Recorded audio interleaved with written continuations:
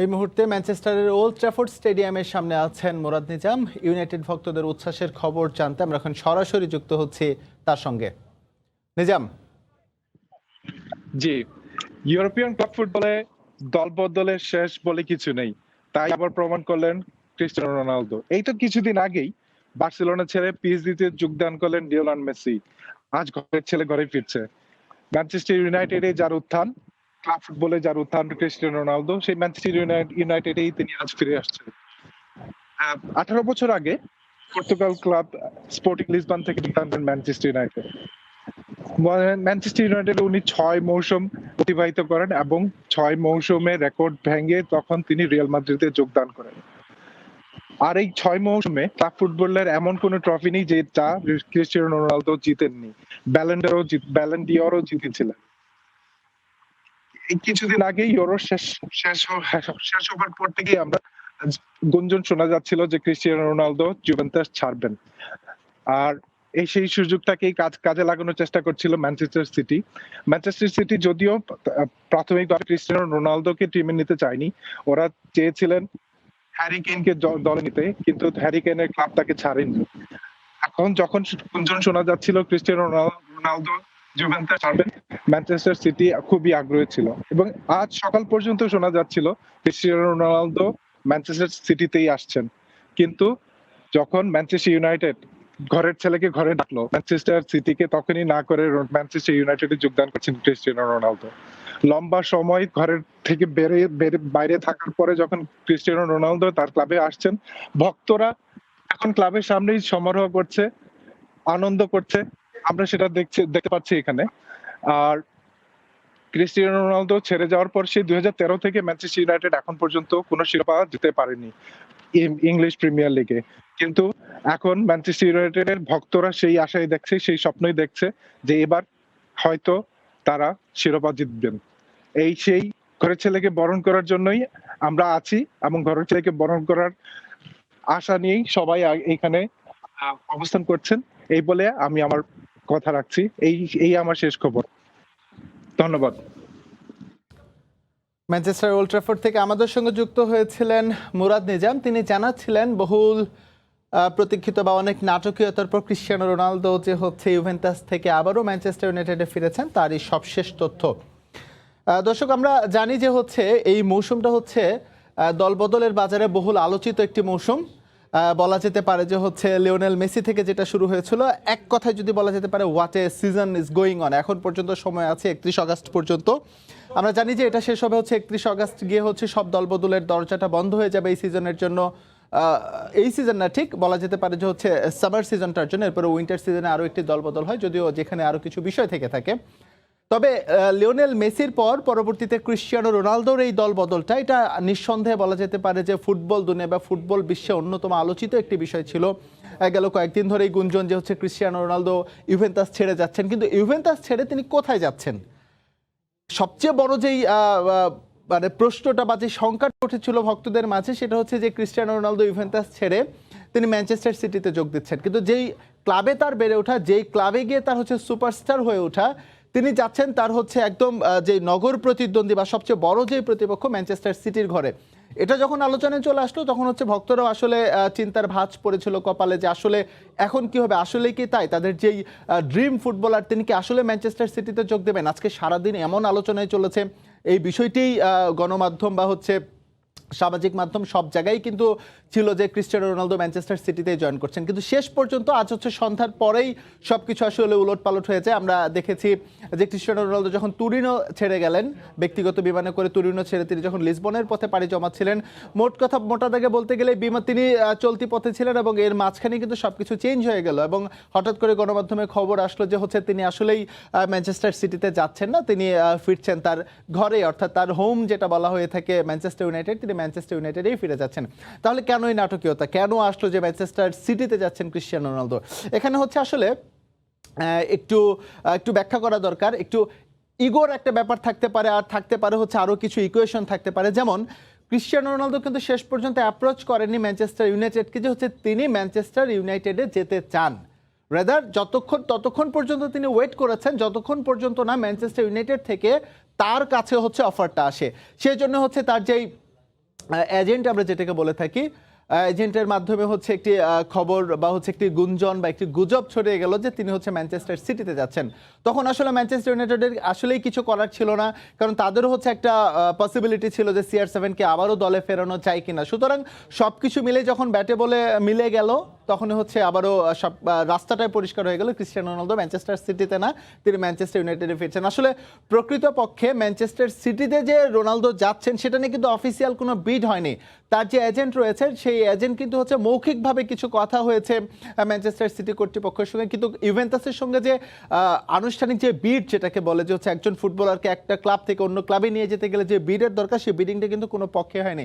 তো যাই হোক, CR7 সমর্থকরা বা হচ্ছে ম্যানচেস্টার ইউনাইটেড সমর্থকরা তারা হাফ ছেড়ে বাঁচতে পারেন বা স্বস্তির প্রশ্বাস নিতে পারেন যে ক্রিস্টিয়ানো রোনালদো ম্যানচেস্টার সিটি বা অন্য কোনো ক্লাবে না, তিনি হচ্ছে তার ক্যারিয়ার সায়নে এসে 36 বছর বয়স আবারও তিনি তার হোমেই ফিরেছেন, ম্যানচেস্টার ইউনাইটেডে ফিরেছেন।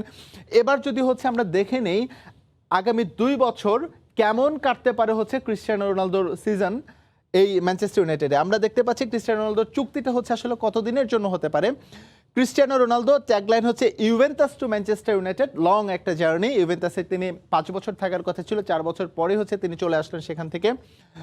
সম্ভাব্য চুক্তি এখন পর্যন্ত যদি অফিসিয়ালি জানানো হয়নি, অফিসিয়ালি শুধু জানানো হয়েছে যে ক্রিস্টিয়ানো রোনালদো ম্যানচেস্টার ইউনাইটেডে ফিরছেন, কিন্তু তিনি কতদিন থাকতে পারেন ম্যানচেস্টার ইউনাইটেডে সেটি মোটামুটি পরিষ্কার। 2 মৌসুম, অর্থাৎ এই মৌসুমটা তিনি হচ্ছে ম্যানচেস্টার ইউনাইটেডে থাকবেন এবং পরবর্তী মৌসুম অর্থাৎ আছে 2022-23 যে মৌসুমটা নেক্সট সিজন শুরু হতে যাচ্ছে, সেই সিজনও হচ্ছে তিনি ম্যানচেস্টার ইউনাইটেডে থাকবেন। অর্থাৎ 2 বছরের জন্য তার চুক্তি হয়েছে বা হতে যাচ্ছে রেড ডেভিলদের সঙ্গে। এই মুহূর্তে তিনি আছেন তার শহর পর্তুগালে আছেন তিনি। পর্তুগাল থেকে তিনি, আমরা জানি রোনালদো কিন্তু ইনজুরিতে আছেন, তিনি ইনজুরি মুক্ত হয়ে যখন ম্যানচেস্টার ইউনাইটেডে ফিরবেন, ইংল্যান্ডে যিনি যখন আসবেন তখন হচ্ছে আনুষ্ঠানিক চুক্তিটা হবে, দুই পক্ষের মাঝে আনুষ্ঠানিক চুক্তিটা হয়ে যাবে। এবার যদি দেখি নেই যে হচ্ছে তার পারিশ্রমিক কেমন হতে পারে বা তিনি সেখানে হচ্ছে কত টাকা ইনকাম করতে পারেন, কারণ আমরা জানি যে রোনালদো বেশ কস্টলি ফুটবলার, ভ্যালুয়েবল ফুটবলার, তার পারিশ্রমিক কত টাকা হতে পারে। এখন পর্যন্ত গণমাধ্যমের যে গুঞ্জন, এটা হচ্ছে একদম যে অথেন্টিক বা একদম যে সিল্ড এই অ্যামাউন্টটা সেটা বলা যাবে না, তবে প্লাস মাইনাস কিছুটা প্লাস মাইনাস হতে পারে, যেটি আমরা দেখতে পাচ্ছি যে 28 মিলিয়ন ইউরো পার ইয়ার বা পার সিজন তিনি প্রত্যেক মৌসুমে হচ্ছে 28 মিলিয়ন ইউরো করে পাবেন, যেটা হচ্ছে তিনি ইভেন্টাসে পেতেন হচ্ছে 31 মিলিয়ন ইউরো করে। সেখান থেকে কিন্তু বলা যেতে পারে সামান্য কিছু পারিশ্রমিক কমে এসেছে, 3 মিলিয়ন ইউরোর মতো পারিশ্রমিক কমে এসেছে তার।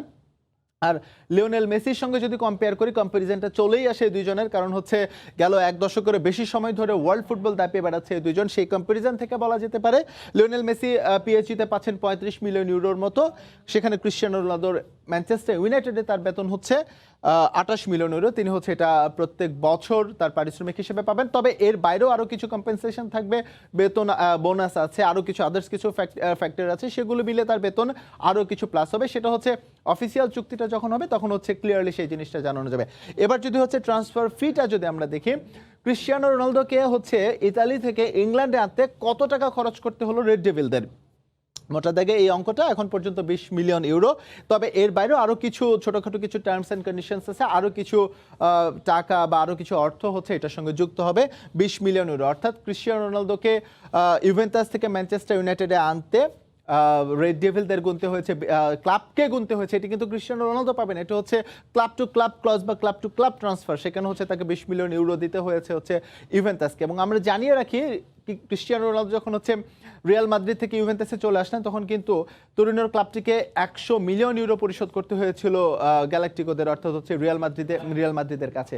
সুতরাং সেই তুলনায় বলা যেতে পারে 20 মিলিয়ন ইউরো এটা হচ্ছে ইউভেন্টাস পেয়েছে, এটা ইউভেন্টাসের জন্য এক অর্থে লাভই হয়েছে, কারণ হচ্ছে রোনালদো এখানে থাকতে চাচ্ছিলেন না, আর সামনের সিজনে হচ্ছে রোনালদো ফ্রি এজেন্ট হয়ে যেতেন। সুতরাং এই সিজনে যদি হচ্ছে রোনালদোকে ইউভেন্টাস না বিক্রি করে দিত তাহলে কিন্তু আপনার একদম কোনো অর্থই তারা পেত না, সেদিক থেকে ক্লাব একটা ক্ষতির সম্মুখীন হতো। সুতরাং 20 মিলিয়ন ইউরো খরচ করতে হয়েছে ম্যানচেস্টার ইউনাইটেডকে, 20 মিলিয়ন ইউরো খরচ করেই হচ্ছে রোনালদোকে তারা পেয়ে গেছে, পক্ষান্তরে ইউভেন্টাসেরও কিছুটা পকেট ভারী হয়েছে। এবার আমরা যাব হচ্ছে শেষ পয়েন্টে। ক্রিস্টিয়ানো রোনালদো যদি হচ্ছে আবারও ম্যানচেস্টার ইউনাইটেডে ফেরেন তাহলে তার জার্সি নাম্বার হবে কত? কারণ আমরা জানি ক্রিস্টিয়ানো রোনালদোর আর নিক নেম আমরা বলি হচ্ছে CR7, তিনি হচ্ছে 7 নম্বর জার্সি পরে খেলেন, সেই জন্য হচ্ছে তার নিক নেমটা হচ্ছে CR7, কিন্তু তিনি ম্যানচেস্টার ইউনাইটেডে আসলে কি হচ্ছে তার নাম CR7 থাকবে? কারণ 7 নম্বর জার্সি পরে এই মুহূর্তে হচ্ছে রেড ডেভিলদের হয়ে খেলছেন এডিনসন কাভানি। এই জার্সিটা কি কাভানি খুলে দেবেন ক্রিস্টিয়ানো রোনালদোর জন্য, নাকি হচ্ছে এখানে একটা দ্বন্দ্ব তৈরি হবে? হ্যাঁ, এখানে একটা দ্বন্দ্ব তৈরি হতে পারে। সেই জন্য হচ্ছে ক্রিস্টিয়ানো রোনালদোর সম্ভাব্য যে জার্সিটা, সেই জার্সিটা কত হতে পারে দেখে দিচ্ছি। 70 কিংবা 77 নম্বর জার্সি পরে হচ্ছে সেকেন্ড সিজন শুরু করবেন, সেকেন্ড ইনিংস শুরু করবেন ম্যানচেস্টার ইউনাইটেডের ক্রিস্টিয়ানো রোনালদো। সুতরাং তাকে যে আমরা এতদিন নিকনেমে ডাকতাম CR7, সেটি হচ্ছে আর বলার সুযোগ থাকছে না। হয় ডাকতে হবে CR70 অথবা CR77। সেটা যেটাই হোক, হয়তো নিকনেম পরিবর্তন হয়ে যাচ্ছে, কিন্তু ক্রিস্টিয়ানো রোনালদো এখনও তার যে ক্ষুরোধার পারফরমেন্স, বয়স তার 36, তারপরেও তার মতো ক্লিয়ার ফিনিশার বা তার মতো clear striker, accurate striker, accuracy এখন পর্যন্ত কিন্তু বিশ্ব ফুটবলে কমই আছে। সুতরাং পুরনো চাল ভাতে বাড়ে বা যেই প্রবাদই বলি না কেন, ক্রিস্টিয়ানো রোনালদো হচ্ছে আরও দেওয়ার কিছু আছে। তিনি নিশ্চয়ই হচ্ছে চমক দেখাবেন। ম্যানচেস্টার ইউনাইটেডেরও সময় ভালো যাচ্ছে না, দীর্ঘদিন ধরে তিনি আবারও ঘরে ফিরেছেন। সুতরাং আমরা আশা করতেই পারি ম্যানচেস্টারে এসে হচ্ছে আবারও পুরনো রূপে ফিরবেন, এবং যে ক্লাব, এই ক্লাবের যে হারানো ঐতিহ্য, এই ক্লাবের যে একটা গ্লোরিয়াস পাস্ট রয়েছে, সেটা হচ্ছে ফিরে আনতে যথেষ্টই চেষ্টা করবেন, এবং সেখান থেকেই হচ্ছে এটাই হচ্ছে প্রত্যাশা করা যেতে পারে ক্রিস্টিয়ানো রোনালদোর কাছ থেকে। সুতরাং দলবদলের যে এই সিজনে সবচেয়ে বড় যে দুটি দলবদল ছিল, লিওনেল মেসিকে দিয়ে যেটি শুরু হয়েছিল এবং তারপরে ক্রিস্টিয়ানো রোনালদো, সবকিছু হচ্ছে এখন বলা যেতে পারে চ্যাপ্টার ক্লোজ হয়ে গেছে। তবে তারপরেও কিছুটা কিন্তু থেকে আছে দলবদলের কথা যদি বলি। ওদিকে হচ্ছে কিলিয়ান এমবাপে রিয়াল মাদ্রিদে চলে যাচ্ছেন। কিলিয়ান এমবাপে যদি রিয়াল মাদ্রিদে চলে যান, তাহলে তার রিপ্লেস কে হবে হচ্ছে পিএসজিতে, সেটি নিয়েও এখন জল্পনা কল্পনা চলছে, এবং আর্লিং হল্যান্ডের নাম শোনা যাচ্ছে, তিনি হয়তো বরুসিয়া ডর্টমুন্ড ছেড়ে পিএসজিতে চলে আসবেন। সে যাই হোক, আরও হাতে সময় আছে 3-4 দিনের মতো। এই 3-4 দিনই হচ্ছে আসলে সব ইকুয়েশন বা সব কিছুই হচ্ছে সমাধান হয়ে যাবে। তো আপাতত হচ্ছে ক্রিস্টিয়ানো রোনালদোর আপডেট এই ছিল আমাদের কাছে এখন পর্যন্ত। দেখছেন বাংলাদেশ সফর এসেছে, এবং অল্প দিনের মধ্যে হচ্ছে নিউজিল্যান্ড বাংলাদেশ সিরিজ শুরু হয়ে যাচ্ছে। নিউজিল্যান্ডের বিপক্ষে সিরিজ সামনে রেখে প্রথম দিনের মতো বাবলে অনুশীলন করেছে বাংলাদেশ ক্রিকেট দল। কোয়ারেন্টাইন পর্ব শেষে শনিবার দলের সঙ্গে যোগ দেবেন সাকিব আল হাসান। এদিকে এই সিরিজেও বোলাররা বড় ভূমিকা রাখবে বলে মনে করেন নুরুল হাসান সোহান। ফিনিশারের দায়িত্বটা যথাযথভাবে পালন করতে চান এই উইকেট রক্ষক ব্যাটসম্যান। টি-20 বিশ্বকাপের আগে শেষ অ্যাসাইনমেন্ট টাইগারদের কাছে, তাই বাড়তি গুরুত্ব পাচ্ছে নিউজিল্যান্ডের বিপক্ষে সিরিজটা। করোনা পরীক্ষা, হোটেলে 3 দিনের কোয়ারেন্টাইন, সবকিছু শেষে আবারও মিরপুরের সবুজ গালিচায় মাহমুদুল্লাহ বাহিনী। নির্ধারিত সময়ের আগেই শুরু অনুশীলন। কিউইদের বিপক্ষে ঘোষিত স্কোয়াডের সঙ্গে স্ট্যান্ড বাই হিসেবে ডেকে নেওয়া হয়েছে 2 পেসার কামরুল ইসলাম রাব্বি ও শহীদুল ইসলামকে। শুধু নেই সাকিব আল হাসান। পরিবারের সঙ্গে ছুটি কাটিয়ে যুক্তরাষ্ট্র থেকে দেশে ফিরে হোটেলে কোয়ারেন্টাইনে সাকিব। নির্ধারিত 3 দিন শেষে তিনি দলের সঙ্গে যোগ দিচ্ছেন একদিন পর। জিম্বাবুয়ের বিপক্ষে সিরিজের পর আবারও টাইগারদের সঙ্গে যোগ দিয়েছিলেন ব্যাটিং কোচ অ্যাশওয়েল প্রিন্স। পাশাপাশি নেটে লিটন, সৌম্য, নাইমদের ব্যাটিং পর্যবেক্ষণ করেন দক্ষিণ আফ্রিকান কোচ। 3 ওপেনারের জন্য ধারাবাহিকভাবে রান করার মন্ত্র খোঁজেন নতুন গুরুও। পেস বোলিং কোচ ওটিস গিবসনের পাশাপাশি ছিলেন স্পিন বোলিং কোচ রঙ্গনা হেরাথো। শ্রীলঙ্কান কোচ মোসাদ্দেক মেহেদি নাসুমদের মনে করিয়ে দেন অজিদের মতোই কিউই বধেও বড় দায়িত্ব স্পিনারদের কাঁধেই। বোলিং ইউনিট হিসেবে আমরা খুব ভালো করেছি। সত্যি কথা বলতে মুস্তাফিজ তো অসাধারণ ছিল, এবং আমার কাছে মনে হয় সাকিব ভাই, শরীফুল, সবাই খুবই ভালো সাপোর্ট দিয়েছে। মেহেদি, সবাই খুব ভালো বোলিং করেছে আমার কাছে মনে হয়, এবং সত্যি কথা বলতে যে আমরা টিম হিসেবে খেলতে পেরেছি, এটাই আমাদের সবথেকে ইম্পর্টেন্ট। সোহানের ব্যক্তিগত ক্যারিয়ারের দারুণ এক স্মৃতির সঙ্গে জড়িয়ে নিউজিল্যান্ড দলের নাম। এই উইকেটরক্ষক ব্যাটসম্যানের ওয়ানডে ও টেস্ট অভিষেক কিউইদের বিপক্ষেই। অভিষেকে তেমন কিছু করতে না পারলেও এবার ঘরের মাটিতে নিজের দায়িত্বটা পালন করতে চান ঠিকঠাক। 50 বা 100 করে যদি টিম হারিয়ে, এটার থেকে আমার কাছে মনে হয় যে টিমের জন্য উইনিং কন্ট্রিবিউট করাটা অনেক বেশি ইম্পর্টেন্ট। এটা 5 রান হোক 10 রান হোক, যেটাই হচ্ছে টিমের জন্য উপকার হয়। তো আমার কাছে সবসময় এটা ম্যাটার করে যে টিমের প্রয়োজনে যতটুকু করতে পারি, যেখানে সুযোগ পাই না কেন। অক্টোবরের বিশ্বকাপের আগে দল হিসেবে ছন্দে থাকার গুরুত্ব খুব ভালো করে বোঝেন এই ক্রিকেটার, যা বোঝা দরকার সবারই। মাকসুম আলম খান, সময় সংবাদ, ঢাকা। এদিকে 3 দিনের কোয়ারেন্টাইন শেষে প্রথমবারের মতো মিরপুরের হোম অফ ক্রিকেট অনুশীলন করলো নিউজিল্যান্ড ক্রিকেট দল। করোনার কারণে ফিন অ্যালান না থাকলেও উপস্থিত ছিলেন স্কোয়াডের বাকি সদস্যরা। পর্যবেক্ষক দলের সন্তুষ্টির পর মূল মাঠ এবং একাডেমিক গ্রাউন্ডে ঘাম ছড়ালেন কিউই ক্রিকেটাররা। প্রথম দিন বলেই হয়তো ফিল্ডিং এবং স্কিল সেশনে বেশি সময় পার করেছেন তারা। ছুটির দিনের দুপুরে নগরবাসী যখন আয়েশি ঢঙে গা এলিয়ে দিয়েছেন বিছানায়, তখন দারুণ ব্যস্ত মিরপুর। সড়ক পথে নিরাপত্তা কর্মীদের অতিরিক্ত বাড়াবাড়ি না থাকলেও সবকিছুতে ছিল বাড়তি উত্তাপ। কারণ হোম অফ ক্রিকেটে তখন উপস্থিত নিউজিল্যান্ড ক্রিকেট দলকে বহনকারী দুটি বাস। প্রথমেই কয়েকজন নেমে বুঝে নিলেন চারদিকের অবস্থা, এরপর একে একে মূল মাঠে প্রবেশ করলেন সবাই। কিন্তু সেখানে বেশিক্ষণ সময় ক্ষেপণ করার অবস্থা নেই কিউইদের। 3 দিনের হোটেলবন্দি কোয়ারেন্টিনে জং ধরেছে শরীরের কলকবজায়। প্রথমেই তাই ওয়ার্ম আপ আর ফিল্ডিং সেশনে ব্যস্ত সবাই। এখানে তাদের প্রথম সেশন যেমনই কাটুক, 7 সমুদ্র 13 নদী দূর থেকে একজন ঠিকই বুঝেছেন কি হতে যাচ্ছে মিরপুরে। গ্যারি স্টেট, ব্ল্যাক ক্যাপদের প্রধান কোচ। ক্রাইস্টচার্চে বসেই করোনা আক্রান্ত ফিন অ্যালেনের বদলি হিসেবে তিনি পাঠাচ্ছেন একজন পেসারকে, তবে সেটা যতটা না কন্ডিশন বুঝে, তার চেয়েও বেশি বাধ্য হয়ে। No, that's actually not true for everyone. Henry অবশ্যই ফিনের বদলি হতে পারে না, তবে আমাদের এছাড়া কোনো উপায়ও নেই। এই মুহূর্তে যে সময় আছে তাতে তাকে পাঠাতেই হচ্ছে। ইংল্যান্ড থেকে কাউকে আনলে আমাদের কোয়ারেন্টাইনের ঝামেলায় পড়তে হতো। এর চেয়ে হেনরি ভালো বিকল্প। তার 2 ডোজ ভ্যাকসিনও দেয়া আছে। এছাড়া সে আসলে দলে অনেক ভ্যারিয়েশনও আসবে। অনুশীলনের মাঝেই ঘুরে ঘুরে ঢেকে রাখা উইকেট এবং আশপাশের পিচগুলো দেখেছেন দলের সঙ্গে থাকা স্টাফরা। সেখানে তারা কি বুঝেছেন তা জানা না গেলেও একাডেমি মাঠের নেট সেশনে দেখা গেল মিডিয়াম পেসারদের আধিক্য। স্পিনাররা একটা নেটে হাত ঘুরালেও স্লো বোলিংয়েই বেশি সময় কাটালেন kiwi ব্যাটাররা। It's something we don't. আমরা জানি কন্ডিশন এবং আবহাওয়া কিছুই আমাদের সঙ্গে মিলবে না। আশা করব ছেলেরা দ্রুত মানিয়ে নেবে। বায়োবাবলের অনেক বাধ্যবাধকতা আছে, তাই আমি চাইবো স্কোয়াডের সবাইকে ঘুরিয়ে ঘুরিয়ে খেলাতে। ওয়ার্কলোডের বিষয়টাও আমাদের মাথায় রাখতে হবে। And actually exist, I guess. এদিকে হেনরি আসলেও দলের সঙ্গে থাকবেন ফিন অ্যালেন। 2 বার নেগেটিভ ফলাফল আসবার পর অনুশীলনে যোগ দিতে পারবেন তিনি। নিয়ন মুহাইমিন, সময় সংবাদ, ঢাকা। বাংলাদেশের মাটিতে খেলার অভিজ্ঞতা না থাকলেও নিউজিল্যান্ডে স্লো উইকেট অনুশীলন করে প্রস্তুতি সেরেছে দল, তাই টাইগারদের ডেরায় চ্যালেঞ্জ নিতে প্রস্তুত আছেন, এমনটা জানিয়েছেন ম্যাট হেনরি। করোনা আক্রান্ত ফিন অ্যালেনের বদলি হিসেবে সোমবার ঢাকায় আসছেন এই কিউই পেসার। করোনা পরবর্তী নিউ নর্মাল বিশ্বে পাল্টে গেছে অনেক স্বাভাবিকত্বের সংজ্ঞা। ক্রিকেট মাঠেও এসেছে বায়োবাবলের বাধ্যবাধকতা।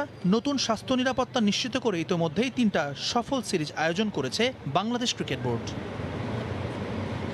ক্যারিবিয়ানদের নিয়ে কোনো ঝামেলায় পড়তে হয়নি। লঙ্কানদের ফলস নেগেটিভ নিয়ে কিছুটা উৎকণ্ঠা ছড়ালেও বড় কোনো বিপদ ঘটেনি। কঠোর শর্ত জুড়ে দেওয়া অজিরাও সিরিজ শেষে প্রশংসা করেছেন বিসিবির আয়োজন নিয়ে। তবে কিউইদের বেলায় আতিথ্য দিতে গিয়ে শুরুতে একটা খারাপ খবর শুনতে হয়েছে। ইংল্যান্ডে 100 বল ক্রিকেট খেলে দলের আগেই বাংলাদেশে আসা ফিন অ্যালেন করোনা পরীক্ষায় পজিটিভ হন। সেই থেকে আইসোলেশনে আছেন এই কিউই। এবার অনিশ্চয়তা কাটাতে তার বদলি হিসেবে সোমবার ম্যাট হেনরিকে ঢাকায় উড়িয়ে আনছে ব্ল্যাক ক্যাপস।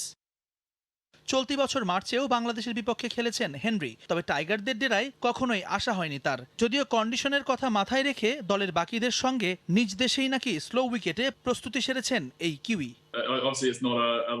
গত কয়েকটা বছর আমরা নিয়মিত বাংলাদেশের বিপক্ষে খেলেছি, তবে সবগুলোই নিউজিল্যান্ডে। বাংলাদেশের কন্ডিশন একদম আলাদা। সাম্প্রতিক সিরিজগুলোতে বাংলাদেশ দারুণ খেলেছে, তারা ঘরের মাটিতে শক্তিশালী প্রতিপক্ষ। তবে আমরা লিংকনে স্লো উইকেট বানিয়ে নিজেদের প্রস্তুত করেছি। বাংলাদেশের উইকেটে ভিন্ন ধরনের বোলিং করতে হবে। বাঘের ডেরায় পরীক্ষাটা সহজ হবে না, তবে চ্যালেঞ্জটা নিতে মুখিয়ে আছেন হেনরি। হঠাৎ পাওয়া সুযোগটাকে কাজে লাগাতে চান। আগে কখনো বাংলাদেশে যাওয়া হয়নি, তবে ভারত আর আরব আমিরাতে অনেক ম্যাচ খেলার অভিজ্ঞতা আছে আমার। উপমহাদেশের অভিজ্ঞতার আত্মবিশ্বাস নিয়েই আমি বাংলাদেশে যাচ্ছি। জানি সেখানে লো স্কোরিং ম্যাচ হবে, তবে চ্যালেঞ্জটা নিতে চাই। সম্প্রতি ঘরোয়া ক্রিকেট খেলায় আমার প্রস্তুতিও ভালো। একজন ওপেনারের বদলি হিসেবে এই পেসারের অন্তর্ভুক্তি কিছুটা অবাক করেছে অনেককেই। তবে কোয়ারেন্টাইনের কারণে প্রথম টি-20তে অন্তত নামতে পারছেন না হেনরি, তা নিশ্চিত। জুম্মান সাদিক, জ্যাভলিন, সময় সংবাদ। দেখছেন খেলার সময়, সঙ্গে থাকুন। ইনজুরির কারণে দীর্ঘদিন ছিলেন না জাতীয় দলে। নিজের সাথেই চ্যালেঞ্জ নিয়েছিলেন নিজের জায়গা ফিরে পেতে। দলে সুযোগ পেলে সাফের ট্রফি দিয়ে ক্যারিয়ার শেষ করতে চান আবারও জাতীয় দলে ডাক পাওয়া ডিফেন্ডার রেজাউল করিম রেজা। প্রথমবার জাতীয় দলে জায়গা পাওয়া মোহামেডান ডিফেন্ডার মোহাম্মদ আতিকুজ্জামানের লক্ষ্য সিনিয়র ফুটবলারদের থেকে অভিজ্ঞতা অর্জন। জানালেন সুযোগ পেলে তপু বর্মনের মতো গোল করার ইচ্ছের কথা। সুস্থ হয়ে ফিরেছেন, চ্যালেঞ্জ নিয়েছেন নিজের সাথেই। প্রিমিয়ার লিগে শেখ জামালের রক্ষণকে সুরক্ষিত রাখার কাজটা করেছেন, তার প্রতিদানও পেয়েছেন। জায়গা হয়েছে কিরগিজস্তানে 3 জাতি টুর্নামেন্টে। এর আগেও বিশ্বকাপ বাছাই পর্বের প্রাথমিক দলে ছিলেন। বয়সটা 34, তারপরও জেমির নজরে এই ফুটবলার। প্রতিদান দিতে চান সাফে ইতিবাচক কিছু করে। একটা চ্যালেঞ্জ ছিল যে আপনার এক ইনজুরি থেকে ফিরে আসাটা কিন্তু অনেক ডিফিকাল্ট একটা জিনিস। তারপর আর আমার আত্মবিশ্বাস ছিল যে না, আমি পারবো। এটা আমাদের জন্য সাফের পূর্ব প্রস্তুতি আমার কাছে মনে হচ্ছে। এখান থেকে আমরা হয়তো অনেক ভুল ত্রুটিগুলি শুধরে নিতে পারবো, যেটা সাফে আমাদের কাজে লাগবে। আমার শুরুটাও ছিল একটা ট্রফি দিয়ে, যাতে শেষটাও করতে পারি একটা ট্রফি। আমি 2010 সালে এসএ গেমস ফার্স্ট আমার শুরু হয়। ন্যাশনাল বলেন বা 23 বলেন, ওটা চ্যাম্পিয়ন দিয়ে আমার শুরু। আর চেষ্টা থাকবে, বা আল্লাহ যদি সহায়তা করে তাহলে হয়তো। থেকে অনেক ভালো অভিজ্ঞ প্লেয়ার আছে যারা অনেক আগে ইন্টারন্যাশনাল ম্যাচ খেলছে। আমি তাদের সাথে থেকে এবং আমার কোচ জেমিটের সাথে থেকে আমি আরও ভালোভাবে শিখতে চাই, আরও অভিজ্ঞতা চাই। তোমাকে যদি সুযোগ দেয় তাহলে আমার সেখানে অবশ্যই ভালো খেলতে হবে। আর আমি যদি ভালো খেলে আমি অবশ্যই চাইবো যেন আমি সাফে আমার দেশের জন্য হয়ে খেলি। জাতীয় দলে ডাক পাওয়ার পর উৎসাহ পেয়েছেন সতীর্থ এবং ক্লাব কর্তাদের থেকে। কথা হয়েছে কোচ জেমিডের সাথেও। ভালো করতে পারলে আমি। তারেক হাসান শিমুল, সময় সংবাদ, ঢাকা। এদিকে শেখ জামাল ধানমন্ডি ক্লাব এবং ব্রাদার্স ইউনিয়নের মধ্যকার ম্যাচে মারামারির ঘটনায় শেখ জামালকে 1 লাখ টাকা এবং ব্রাদার্স ইউনিয়নকে 25,000 টাকা জরিমানা করেছে বাফুফে। পাশাপাশি শেখ জামালের 2 ফুটবলার মোহাম্মদ শাকিল আহমেদ এবং ফয়সাল আহমেদ এবং ব্রাদার্সের ফুটবলার সলিমুল্লাহকে 1 ম্যাচ করে নিষিদ্ধ করা হয়েছে। এরই মধ্যে তারা 1 ম্যাচ খেলা থেকে বিরত ছিলেন। গেল 21 আগস্ট শেষ ম্যাচে ব্রাদার্স ইউনিয়নের স্টাফ এবং দর্শকদের সঙ্গে মারামারিতে জড়ান শেখ জামালের 2 ফুটবলার। তুমুল এই মারামারির ঘটনায় বাফুফের শৃঙ্খলা কমিটি ভিডিও ফুটেজ এবং ম্যাচ অফিসিয়ালদের রিপোর্ট যাচাই বাছাই শেষে এই সিদ্ধান্ত নিয়েছে। একই সঙ্গে বাফুফের দেয়া অ্যাক্রিডিটেশন কার্ড ছাড়া দর্শক বা স্টাফদের মাঠে প্রবেশে নিষেধাজ্ঞা দিয়েছে ফেডারেশন। এছাড়াও ব্রাদার্সের 1 বল বয়কে 4 ম্যাচে নিষিদ্ধ করা হয়েছে। আবারও স্বাগত খেলার সময়। ধর্ষণ ও যৌন নির্যাতনের অভিযোগে গ্রেফতার হয়েছেন ম্যানচেস্টার সিটি ও ফ্রান্স জাতীয় দলের লেফট ব্যাক বেঞ্জামিন মেন্ডি। শুক্রবার তাকে ম্যাজিস্ট্রেট আদালতে তোলা হয়। গেল বছর অক্টোবর থেকে চলতি বছরের আগস্ট পর্যন্ত 4টি ধর্ষণ ও 1টি নারী নির্যাতনের অভিযোগ আনা হয়েছে মেন্ডির বিরুদ্ধে। এগুলো 16 বছরের বেশি বয়সী 3 জন অভিযোগকারীর সঙ্গে সম্পর্কিত এবং অভিযোগকারীগুলো করা হয়েছে অক্টোবর থেকে চলতি বছরের আগস্ট পর্যন্ত সময়ের ঘটনার প্রেক্ষিতে। পুরো বিষয়টি এখনও তদন্তাধীন রয়েছে, যদিও বিচার প্রক্রিয়া শেষ হওয়ার আগ পর্যন্ত মেন্ডিকে বহিষ্কার করেছে ম্যানচেস্টার সিটি। আদালতের রায় হবে যেটা, সেটা দেখেই পরে সিদ্ধান্ত জানাবে সিটিজেনরা। এ বিষয়ে গণমাধ্যমকে কোনো মন্তব্য করেননি সিটির ক্লাব কর্তারা। 2017 সালে মোনাকো থেকে ম্যানচেস্টার সিটিতে যোগ দেন মেন্ডি। ক্লাবের হয়ে 3 বার প্রিমিয়ার লিগ ও 2 বার লিগ কাপ জয়ের অভিজ্ঞতা আছে তার। মৌসুমের প্রথম ম্যাচে টটেনহ্যামের কাছে হেরেছিল সিটিজেনরা, সেই ম্যাচে খেলেছেন মেন্ডি। তবে দ্বিতীয় ম্যাচে নরউইচ সিটির বিপক্ষে জায়গা হয়নি তার।